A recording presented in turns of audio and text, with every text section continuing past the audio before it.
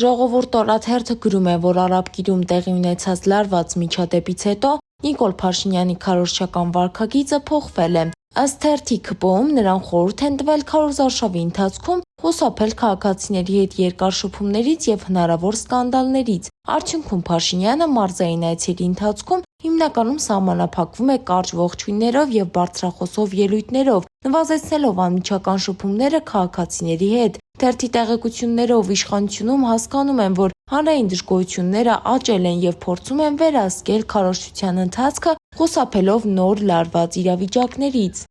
Ժողովուրդ օրաթերթի տեղեկություններով Սյունիքում իշխանությունները նախընտրական ակտիվ փուլ են մտել, փորձելով հունիսի 7-ի ընտրություններում ՔՊ-ի համար ապահովել բարձր արդյունք։ Թերթը գրում է, որ Սյունիքի մարզպետ Ռոբերտ Ղուկասյանը գործի է դրել վարչական ռեսուրսը, քանի որ մարզում հաղթանակը կարևոր նշանակություն ունի Նիկոլ Փաշինյանի համար։ Ըստ հրապարակման գործընթացում ներգրավված է նաև Արուշ Արուշանյանը, որը նույն աղբյուրների պնդմամբ աջակցում է իշխանություններին եւ աշխատում է ՔՊ-ի օգտին, փորձելով ազդել տեղական ընտրական տրամադրությունների վրա։ Հրապարակ թերթը գրում է, որ Չարենցավանում ՔՊ-ն ցածր վարկանիշ ունի, ինչի պատճառով իշխանությունները ակտիվ քարոզչություն են իրականացնում քաղաքում։ Ըստ թերթի Կոտայքի մարզպետը Սասուն Միքայելյանը եւ նրանց թիմերը հաճախ են այցելում Չարենցավան, փորձելով փոխել իրավիճակը։ Հրապարակման համաձայն ՔՊ-ի օգտին աշխատում են նաև մի շարք կրթական եւ նախադպրոցական հաստատությունների ղեկավարներ։ Թերթը մասնավորապես նշում է Չարենցավանի ԲԿ-ի տնօրեն Գառնիկ Սահակյանին,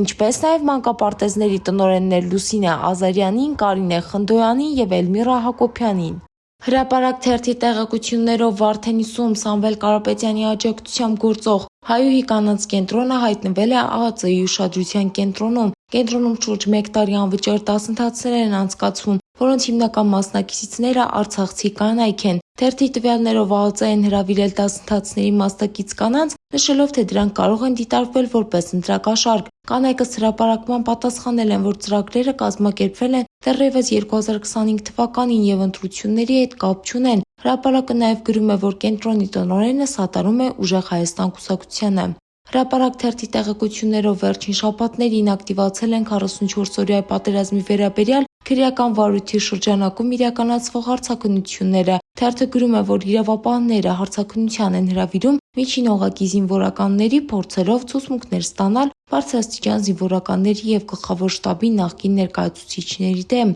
Ըստ աղբյուրների այս գործընթացը կարող է կապված լինել նախընտրական զարգացումների հետ եւ նպատակ ունենալ ազդելու զինվորականների վրա։ Հրապարակման մեջ նաև նշվում է, որ Օնիկ Գասպարյանը վերջին շրջանում նվազեցրել է իր ակտիվությունը հնարավոր ճնշումների պատճառով։ Հրապարակ թերթը գրում է, տևական ժամանակ է արցախցիները բախվել են ՀՀ քաղաքացիություն ստանալու խնդրին։ Ամիսներով նրանց դիմումները քննեցվում են անձնագրայիններում, հստակ պատասխաններ չեն տրվում, թե ինչու են ուշացնում քաղաքացիություն շնորհելու գործընթացը։ Սակայն պարզվում է նախընտրական շրջանում սայլը տեղից շարժվել է։ Մեզ պատմեցին, որ հնարամիտ արցախցիները անձնագրայինների աշխատակիցներին հավաստիացնում են, որ նիկոլական են իշխանության աջակից եւ պոտենցիալ ընտրող եւ իրենց համար կարեւոր է մինչեւ հունիսի 7-ը արդին լուծում տրվի, որ գնան ու ՔՊ-ին ձայն տան եւ շատ արագ ստանում են իրենց անձնագիրը։ Դե ինչ այսքան ենք պատրաստել ձեզ համար, եղեք տեղեկացված։